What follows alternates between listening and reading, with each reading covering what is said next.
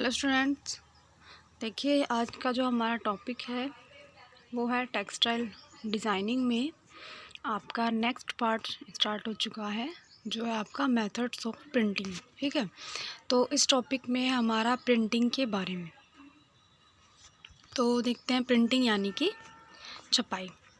तो कपड़ों की छपाई एक ऐसी कला है जिसमें एक डिज़ाइन के रूप में कपड़े की सतह पर रंग लगाया जाता है। ठीक है ना, यानी कि एक जो फैब्रिक होता है, वस्त्र होता है, उसकी सतह पर रंग के रूप में या कह सकते हो डिज़ाइन के रूप में वस्त्र पर कलर लगाया जाता है। इस कला का विकास हज़ारों वर्ष पूर्व हुआ, जो लगभग ईसा पूर्व का है। भारत में भी कपड़ों पर नमूने बनाए जाते रहे हैं। ठीक है, तो जो फैब्रिक के ऊपर प्रिंटिंग है, देखिए प्रिंटिंग टाइम के साथ चेंज होती गई है। अब टेक्नोलॉजी के साथ प्रिंटिंग के साधन और बढ़ गए हैं, लेकिन जो प्रिंटिंग है यानी छपाई, वो प्राचीन काल से यानी बहुत ज़्यादा पुराना मेथड है। लेकिन क्या होता है कि पहला जो मेथड था वो थोड़ा इजी होता था वस्त्रों को रंगने का, या घर पर भी इजीली रंग सकते थे। और आज के टाइम में इंडस्ट्रियल लेवल पर बहुत ज़्यादा यूज़ किया जाता है। ठीक है, आज के टाइम में बहुत सारी मशीनें का यूज़ कर कर के बहुत अलग अलग तरह की प्रिंटिंग यानी छपाई की जाती है। एक ही फैब्रिक पर कई कलर का यूज़ किया जाता है। तो प्रिंटिंग जो है यानी छपाई काफ़ी सालों से यूज़ की जा रही है वस्त्रों पर डिज़ाइन बनाने के लिए, या वस्त्र को सुंदर और अट्रैक्टिव बनाने के लिए। तो छपाई की क्रिया भी वस्त्रों को रंग से सजाया जाता है, यानी कि छपाई की क्रिया में भी वस्त्रों को रंग से सजाया जाता है। और इस प्रकार की परिसज्जा में संपूर्ण रंगों को निश्चित आकार व आकृति के नमूने के अनुरूप वस्त्र पर छापा जाता है। यानी कि इस प्रकार की परिसज्जा में, यानी जो प्रिंटिंग है, एक तरह की परिसज्जा है जो वस्त्र को सुंदर बनाती है, वस्त्र को अट्रैक्टिव बनाती है, ताकि जब व्यक्ति उसको वस्त्र को देखता है तो उसकी ओर आकर्षित होता है। चाहे वो एक कलर का प्रिंटिंग की गई हो, मल्टी कलर उसमें लिए गए हों, या पैटर्न ऐसा रखा गया हो, या नमूने जो भी है, हर एक चीज़ को इस तरीके से रखा जाता है कि वो सुंदर लगती है। तो इसमें क्या होता है कि संपूर्ण रंगों को एक निश्चित आकार यानी कि एक शेप, कोई फिगर या कोई पैटर्न लिया जाए या कोई डिज़ाइन ली जाए, तो नमूने के अनुरूप यानी उस डिज़ाइन के अनुरूप ही उस डिज़ाइन के अकॉर्डिंग ही वस्त्र पर छापा जाता है डिज़ाइन, और उसी के अकॉर्डिंग कलर आता है कि आपकी व्यक्ति को कौन से डिज़ाइन में कौन सा कलर ज़्यादा अच्छा लगता है। जैसे नॉर्मल बेसिक सी चीज़ें होती हैं कि जो फ्लावर्स होता है रेड पिंक कलर का रखा जाता है, लीव्स होती हैं ग्रीन रखी जाती हैं। और जो अगर किसी भी फैब्रिक को और ज़्यादा सुंदर दिखाना है तो कई बार क्या होता है कि डिज़ाइन को यानी फ्लावर्स लीव्स को डार्क कलर में, और जो उसका नीचे की धरती होती है, सरफेस होता है, वो लाइट कलर में रखा जाता है। और कई बार इसका अपोजिट भी होता है कि नीचे का बैकग्राउंड डार्क और ऊपर के प्रिंट जो होते हैं लाइट कलर के रखे जाते हैं। वो व्यक्ति की इच्छा के अकॉर्डिंग या डिज़ाइन के अकॉर्डिंग रखे जाते हैं।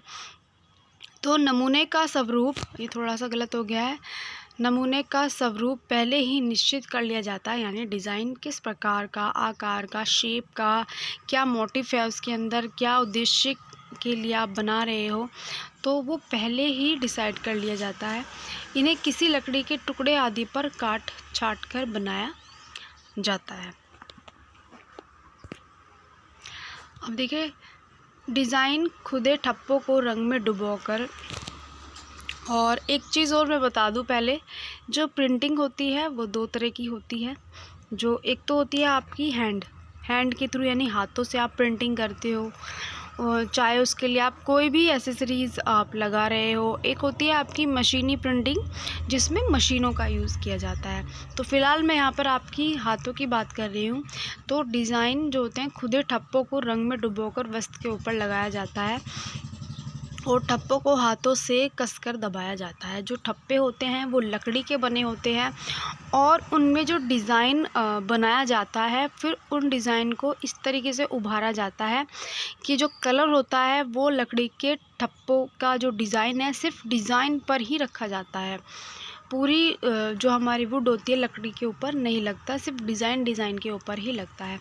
तो जब हमने वो लकड़ी का ठप्पा उठाया, कलर में उसको रखा और फिर उसको फैब्रिक के ऊपर रखा, तो उसको ठप्पों को हाथों से कसकर दबाया जाता है ताकि जो रंग है वो ठप्पों पे उतर कर के फैब्रिक पे चढ़ जाता है, जिससे नमूना वस्त्र पर अंकित हो।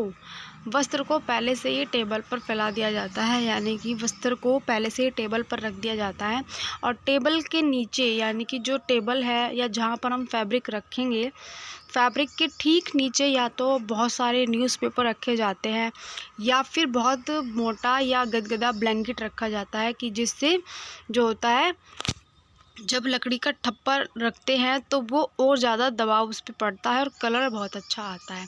तो वो व्यक्ति की मेथड के ऊपर डिपेंड करता है कि वो किस मेथड से प्रिंटिंग कर रहा है। तो प्रिंटिंग भी कई तरह की होती है। तो टेबल पर फैला दिया जाता है फैब्रिक और रंग को तरल में रखकर, यानी कि पूरा जो कलर होता है, कलर को पूरा लिक्विड ना करके अर्ध तरल यानी कि एक डार्क फॉर्म में रखा जाता है, उसको एक पेस्ट के रूप में रखा जाता है, अर्ध तरल पेस्ट के रूप में रखा जाता है। क्योंकि अगर ज़्यादा डिप होगा तो वो अब वुड यानी लकड़ी के ठप्पों पर नहीं आएगा, तो इसलिए उसको थोड़ा अर्ध, और अगर वो सूखा होगा वो तब भी नहीं आएगा, तो उसको थोड़ा सा अर्ध तरल रूप में रखा जाता है ताकि लकड़ी के ठप्पे उस कलर को ईज़िली अपने अंदर एब्जॉर्ब कर ले। फिर आता है आजकल छपाई का काम मशीनों से ही किया जा सकता है, यानी कि जिसमें देखिए आपका टाइम और मेहनत दोनों की बचत होती है। और जो हाथ का होता है, आपका हाथ की प्रिंटिंग अगर आप करते हो तो देखिए उसमें प्रिंटिंग तो अच्छी होती है लेकिन थोड़ा सा टाइम और समय ज़्यादा लगता है, मेहनत थोड़ी ज़्यादा लगती है और आप ज़्यादा फैब्रिक पर एक ही बार में प्रिंटिंग नहीं कर सकते। तो इसलिए आजकल जो छपाई का काम होता है वो ज़्यादातर मशीनों से किया जा सकता है, या बड़े लेवल पर अगर प्रिंटिंग की जाती है फैब्रिक पर या इंडस्ट्री लेवल पर की जाती है तो अधिकतर नहीं, सारी ही प्रिंटिंग जो होती है मशीनों से की जाती है। तो छपाई की मशीन से भी छपाई की विधि के आधार ठप्पे ही होते हैं। देखिए अगर प्रिंटिंग करते हैं आप ठप्पों वाली ब्लॉक प्रिंटिंग, तो जो मशीन होती है मशीन में भी ठप्पों का ही यूज़ किया जाता है, लेकिन उसका मेथड थोड़ा चेंज हो जाता है। परंतु यांत्रिक छपाई में नमूने लकड़ी के छोटे टुकड़ों पर नहीं रहते, बल्कि जो आपके बड़े बड़े रोलर्स होती हैं जिनके बीच में से फैब्रिक निकाला जाता है, तो उन रोलर्स पर खुदे हुए रहते हैं, यानी कि जो बड़े बड़े रोलर्स होते हैं उन रोलर्स पर ही डिज़ाइन जो होते हैं वो छपे रहते हैं। तो नमूने युक्त रोलर एक ओर तो रंग के पेस्ट के संपर्क में आते रहते हैं तो दूसरी ओर वस्त्र के संपर्क में आते हैं। यानी पहले जो रोलर्स होते हैं, मशीन होती हैं, वो सबसे पहले जो होते हैं कलर के पेस्ट में से संपर्क करते हैं। जब उन पर कलर लग जाता है तो तुरंत क्या होता है, फैब्रिक के संपर्क में आते हैं। तो जब फैब्रिक जैसे ही रोलर घूमता है, पहले उसने कलर में वो डिप हुआ और फिर उसने फैब्रिक के संपर्क में आया, यानी कि जो फैब्रिक है रोलर्स के बीच में से निकाला जाता है। ठीक है, तो दूसरी ओर वस्त्र के संपर्क में आते रहते हैं, तो उससे क्या होता है कि एक साथ दोनों काम होते हैं। एक और कलर लगता है रोलर्स के ऊपर और दूसरी ओर क्या होता है, दूसरी ओर जो कलर होता है वो फैब्रिक के ऊपर चढ़ता जाता है डिज़ाइन के अकॉर्डिंग, जो भी रोलर्स के ऊपर डिज़ाइन रखे गए हैं। तथा मशीन की छपाई में समय बहुत कम लगता है और उत्पादन अधिक होता है। यानी कि जो मशीन से प्रिंटिंग की जाती है वो आप देखिए तो समय बहुत कम लगता है और अधिकतर जो काम होता है मशीन के थ्रू ही किया जाता है। और दूसरी चीज़ ये होती है कि इसमें आप एक ही समय में बहुत सारे फैब्रिक पर या बहुत बड़े फैब्रिक पर एक साथ प्रिंटिंग कर सकते हो। एक ही पैटर्न का जो डिज़ाइन है वो कंटिन्यू उसके ऊपर अप्लाई कर सकते हो। तो इसमें क्या होता है कि रोलर्स के साइड में एक ब्रश भी होता है, जो एक्स्ट्रा कलर आता है रोलर्स के पास या रोलर्स में लगा हुआ आता है, तो वो एक्स्ट्रा कलर को निकालता जाता है। तो आजकल जो ज़्यादातर प्रिंटिंग होती है वो मशीनों से की जाती है। तो स्टूडेंट्स, जो हमारा टॉपिक है मेथड्स ऑफ प्रिंटिंग, अभी मैंने आपको प्रिंटिंग के बारे में बताया। अब मैं आपको नेक्स्ट वीडियो में इससे आगे का टॉपिक जो है बताऊंगी।